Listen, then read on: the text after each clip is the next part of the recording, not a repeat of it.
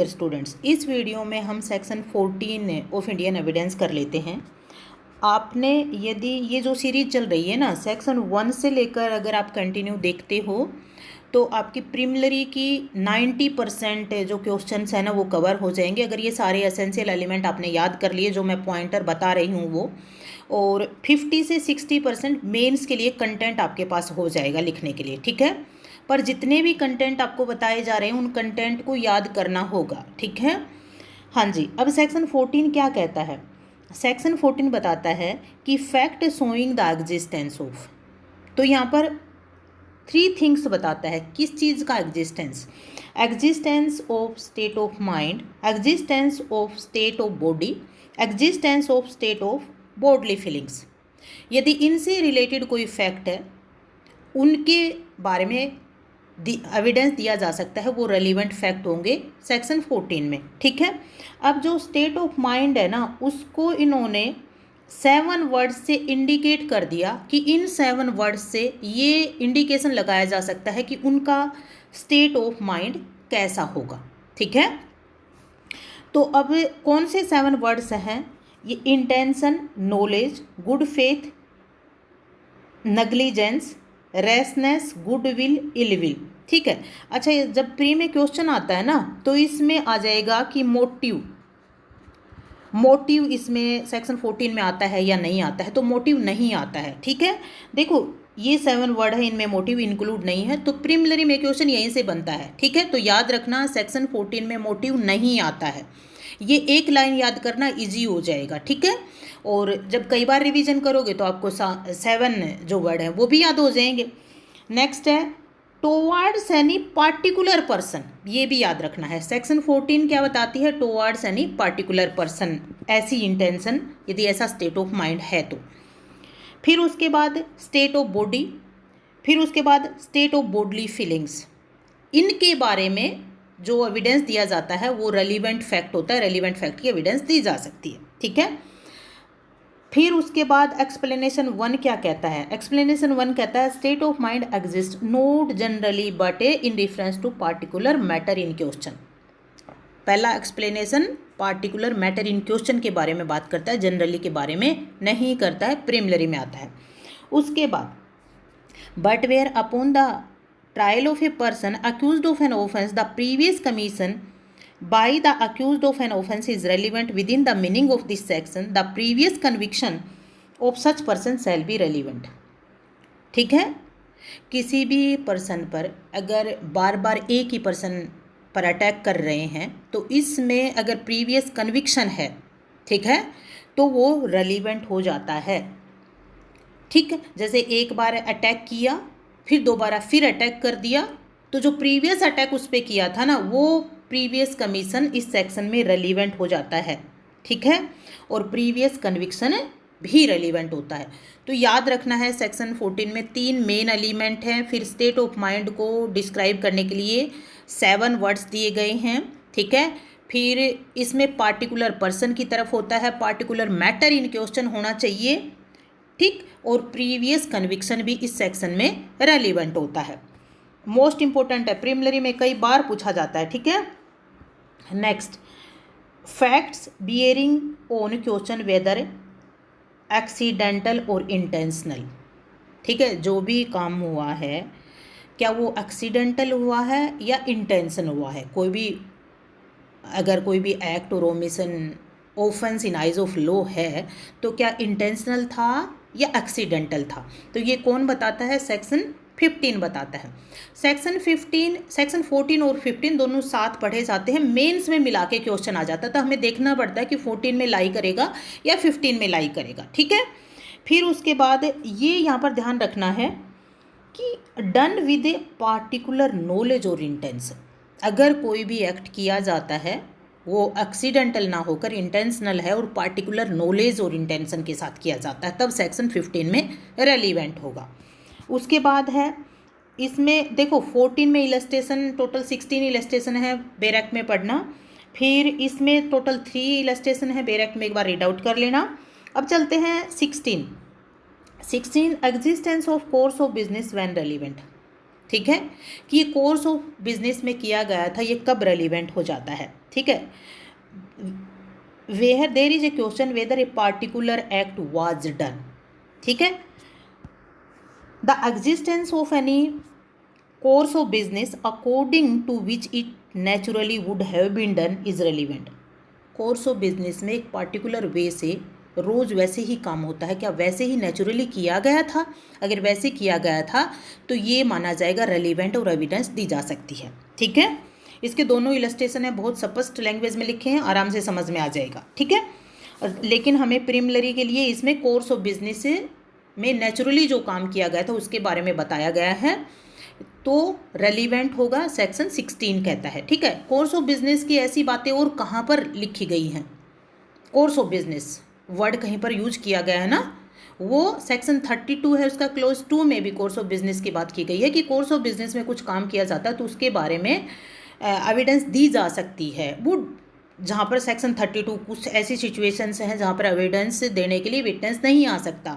ठीक है, तो सेक्शन 32 के क्लोज 2 में भी कुछ ऐसी रेलिवेंसी की बात कही गई है, लेकिन 32 के लिए वो सिचुएशंस चाहिए, जो 5 कंडीशंस है ना 32 की, वो चाहिए हमें। ठीक, फिर उसके बाद सेक्शन 15 से लेकर सेक्शन 17 से लेकर सेक्शन 23 और फिर 31 ये रीड विद होता है एडमिशन के लिए पढ़ा जाता है। ठीक है, सबसे पहले admission, what do you mean by admission, और who can give admission, admission कौन दे सकता है। ठीक है, फिर उसके बाद admission can be given in civil matter और नोट, उसके बाद admission, oral admission is relevant और नोट। ठीक है, फिर एविडेंसरी वैल्यू ऑफ एडमिशन। ये सब आंसर हमें सेक्शन 17 से लेकर 31 तक देते हैं। सेक्शन 17 से लेकर 23 फिर 31 सेक्शन पढ़नी है। ठीक है, 24 से लेकर 30 तक कन्फेशन की बात आ जाती है। फिर उसके बाद एडमिशन क्या होती है? प्रीलिमिनरी में आता है एडमिशन एक स्टेटमेंट है, ये ओरल हो सकती है, डॉक्यूमेंट्री हो सकती है, कंटेंट इन इलेक्ट्रॉनिक फॉर्म हो सकता है। ठीक है, ये इलेक्ट्रॉनिक फॉर्म वाला वर्ड कब यूज किया गया था, कब इंसर्ट किया गया था? ये IT एक्ट 2000 में किया गया था। और कब ये इन्फोर्समेंट में आया था? 17 अक्टूबर 2000 में ये इन्फोर्समेंट में आ गया था। ठीक है, फिर उसके बाद ये एक स्टेटमेंट है जो सजेस्ट करती है any inference fact in issue और रेलिवेंट फैक्ट के बारे में। ठीक है, अच्छा, फिर उसके बाद which is made by any of the person under the circumstances here in after mentioned. ठीक है, तो इसने ये भी बता दिए कि कौन से पर्सन हैं जिनकी वो स्टेटमेंट है वो रेलिवेंट होगी। तो ये यहाँ पर सेक्शन 18 से 21 तक जो दिया गया है वो सिचुएशन है, ऐसे स्टेटमेंट दी जाती है तो वो एडमिशन के रूप में रेलिवेंट होती है। फिर उसके बाद रीजन ऑफ एडमिशिबिलिटी, ये प्रीलिमिनरी में कभी कभी आ जाता है। ठीक है, admission as a waiver of proof ली जाती है, ऑफ आएगा, ये यहाँ पर जो अकेला है ना ऑफ आएगा। Admission as statement against interest, general बात होती है। Admission as statement against interest, ये दोनों आ गया है, दोनों सेम ही हैं। Admission as evidence of truth. ठीक है, अच्छा जी, काइंड ऑफ एडमिशन, फॉर्मल और इनफॉर्मल एडमिशन। फिर उसके बाद आती हैं सेक्शन 18, हमें ये बताता है कि कौन दे सकता है, तो पार्टी दे सकती है, उसका अथोराइज्ड एजेंट दे सकता है, by suitor in representative character. ठीक है, लेकिन कब? हेल्ड दैट करेक्टर, जब वो करेक्टर के रूप में हो तब उस टाइम जो स्टेटमेंट कही है वो एडमिशन के रूप में रेलिवेंट होगी। The party interested in subject matter proprietary और pecuniary interest in their character person so interested. ठीक है, फिर उसके बाद person from whom interest derived. फिर ये सेक्शन 19, 20 और 21 भी हमें रीड आउट करना है, ये भी आते हैं। ठीक है, फिर उसके बाद सेक्शन 19, अब सेक्शन 19 को एक्सप्लेन कर दिया है। सेक्शन 19 क्या कहती है? Admission by person whose position must be proved as against party to suit. ठीक है, person whose position in issue, पे किसी भी पर्सन को हमने किसी काम के लिए लगा दिया है और वो आदमी कहता है मैंने एक काम कर लिया है। ठीक है, तो उस आदमी की पोजीशन है ना, वो काम किया है उसने, हमने पोजीशन दी है, तो उस पर्सन की जो स्टेटमेंट होती है वो एडमिशेबल होती है। तो पोजीशन वर्ड से याद रखते हैं सेक्शन 90। सेक्शन 20 को हम रेफरी सेक्शन भी कहते हैं, रेफर्ड टू, भाई किसी पर्सन को रेफ़र किया है कि उनसे जाके पूछ लो, तो जिस व्यक्ति को रेफ़र किया है उस व्यक्ति की स्टेटमेंट भी एडमिशन के रूप में रेलिवेंट होती है। सेक्शन 20 कहता है ये as a referee section preliminary में पूछा जाता है, ठीक है। फिर उसके बाद सेक्शन 21, देखो 21 को ये वैसे मैंने थोड़ा इंडिकेट कर दिया है, ये पक्का सेक्शन जो 32 है ना, वो तो उसमें क्लियरली बोल रखा है कि proof of admission against person making them और बाई ऑन देयर बिहाफ। पहली बात ये कहता है कि एडमिशन उन्हीं पर्सन की statement as a admission relevant होंगी जो उनके अगेंस्ट प्रूव की जा सकती है, ठीक है। लेकिन कुछ सिचुएशन ऐसी हैं कि उनके लिए भी प्रूव की जा सकती है। एडमिशन हमेशा किसी के खिलाफ यूज की जाती है, किसी के फेवर में यूज या प्रूव नहीं की जाती है, ठीक है। लेकिन सेक्शन 23 हमें बताती है कि 3 एक्सेप्शंस हैं, उन सिचुएशन में वो किसी व्यक्ति के फेवर में भी यूज की जा सकती है, ठीक है। तो ये सेक्शन 32 में जैसे अगर वो पर्सन मर जाता जिसकी वो स्टेटमेंट है तो यूज की जाती, अगर ऐसी सिचुएशन है तो फिर कोई भी पर्सन अपने फेवर में यूज कर सकता है। फिर ये सेक्शन 14 में कंप्लीट नहीं आता है, लेकिन थोड़ा इंडिकेशन है कि state of body, state of mind की बात करता है कि कोई भी ऐसे पार्टिकुलर हैं जो ये बताते हैं, वो इकट्ठे होकर ये बताते हैं कि उसकी स्टेट ऑफ माइंड ऐसी थी, ठीक है। तो अगर इसके बारे में, जिस टाइम के बारे में वो स्टेट ऑफ माइंड की बात करता है, ठीक है, उस टाइम के बारे में वो स्टेटमेंट उसके फेवर में एज ए एडमिशन रेलिवेंट हो सकती है। फिर सेक्शन 8 में ये दे नहीं रखा है वहाँ पर सेक्शन 8, लेकिन otherwise relevant, note under admission but otherwise relevant. तो ठीक है, जो उसने कहा, जो उसने सुना, तो एज ए कंडक्ट हम सेक्शन 8 में जाके यूज कर सकते हैं ना। तो ये एक एग्जाम्पल था, ठीक है, कि सेक्शन 8 का एग्जाम्पल हम जो थर्ड क्लोज है 21 का उसमें दे सकते हैं। उसके बाद इसमें टोटल 5 इलस्ट्रेशन हैं, आप पढ़ लेना इसको, थोड़ा पढ़ना। फर्स्ट जो इलस्ट्रेशन है वो कई बार घुमा फिरा के पूछ लिया जाता है, क्योंकि एडमिशन, किसकी एडमिशन कैसे यूज होगी इस बात को इंडिकेट करता है वो इलस्ट्रेशन, ठीक है, पढ़ना जरूर उसको। फिर सेक्शन 22 प्रीलिमिनरी में आप पूछा जाता है when oral admission as to contents of a document, ठीक है। कंटेंट ऑफ डॉक्यूमेंट के बारे में जनरली डॉक्यूमेंट ही प्रोड्यूस किए जाते हैं, उसी से प्रूव किया जाता है, लेकिन क्या ओरल एडमिशन दिया जा सकता है, इस बात का आंसर है तो general. Oral admission as to content of document are not relevant generally, क्योंकि ओरल जो है ना वो डॉक्यूमेंट के बारे में नहीं दिया जाता है, क्योंकि डॉक्यूमेंट है, डॉक्यूमेंट से ही प्रूव किया जाता है, ठीक है, ये बेस्ट रूल ऑफ एविडेंस है ना। फिर उसके बाद लेकिन अनलेस अनटिल कब प्रूव किया जा सकता है, भाई जो ओरल एडमिशन है ना वो कब प्रूव किया जा सकता है कंटेंट ऑफ डॉक्यूमेंट के बारे में। तो 2 सिचुएशंस हैं, the party proposing to prove them shows that he is entitled to give secondary evidence of the content of such documents under the rule hereinafter contained section 65, ठीक है।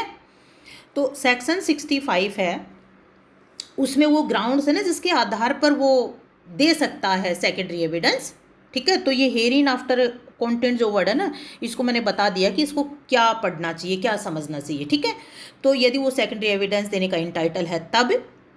फिर उसके बाद unless genuineness of the document question produced is in question, ठीक है। जब वो document जो दिया है ना उसकी जेन्युइननेस क्वेश्चन में नहीं है, ठीक है, उसकी जेन्युइनिटी के बारे में कोई बात नहीं है, लेकिन कोई और बात कहनी है, तब ओरल एडमिशन प्रूव किया जा सकता है। 2 सिचुएशन याद रखना, और ये हेडिंग भी याद रखना कि ओरल एडमिशन कहाँ पर एडमिशेबल होती है और वो कौन सी सिचुएशन है जब होती है, ठीक है। फिर उसके बाद 22A है, तो ये आपको पता ही है IT एक्ट से जोड़ा गया था, तो इसमें कब होगा जब जेन्युइननेस उस जो है वो क्वेश्चन में ना हो।